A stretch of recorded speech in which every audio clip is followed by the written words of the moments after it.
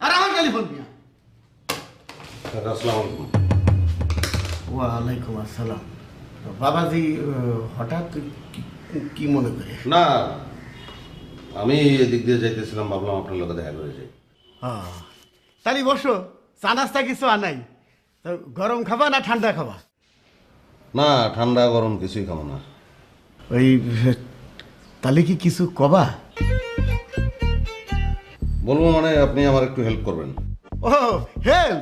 আরে কয়ে ফেলাও, কোন ধরনের হেল্প তুমি চাও? যদি আমার সাধ্যের মধ্যে থাকে তাহলে অবশ্যই তোমার হেল্প করবো। ওই কিছু টাকা লাগবে আমার। আরে টাকা এক্ষুনি নিয়ে যাও, কয় টাকা লাগবে? না কাকা, যে পরিমাণ টাকা লাগবে অত টাকা মানি ব্যাগে রাখা সম্ভব না। কয় টাকা বাজান? 2.5 লাখ। বাজান, আমার এই ছোট মানি ব্যাগের মধ্যে 2.5 লাখ টাকা না থাকতে পারে। আমার বড় মানি ব্যাগ আছে না, সেনতে দেবো। তাহলে দেন, বড় মানি ব্যাগ থেকেই দেন। বাজান, বড় মানি ব্যাগ তো সাথে নিয়ে ঘোরা যায় না। কি বোঝো নাই না? আরে বড় মানি ব্যাগ হলো ব্যাংক ব্যাংক। ও তো দেন, চেক দেন বা তুই লাইনে দেন। আরে ভাতিজা, তোমার তো দেখতেছি ব্যাংক বাণিজ্য সম্বন্ধে কোনো আইডিয়াই নাই। তোমার কি ব্যাংকে কোনো অ্যাকাউন্ট আছে? আরে দূর, টাকা পয়সা নাই দেখে নিজের মনে বুঝাইছি যে ধূমপান স্বাস্থ্যের জন্য ক্ষতিকর, আর আপনি এখন ব্যাংক অ্যাকাউন্ট। এই যে বাজান, তাহলে তুমি কি এরে বুঝবা? এখন কয়টা বাজে? ব্যাংকে টাকা জমা দেওয়ার একটা টাইম টেবিল আছে, আবার টাকা তোলারও একটা টাইম টেবিল আছে। আজকে তো বাজান দুইটাই শেষ। অবশ্য আজকে হইলেই ভালো হইতো, কিছু তো করার নাই। তাহলে কালকে আসি নাকি?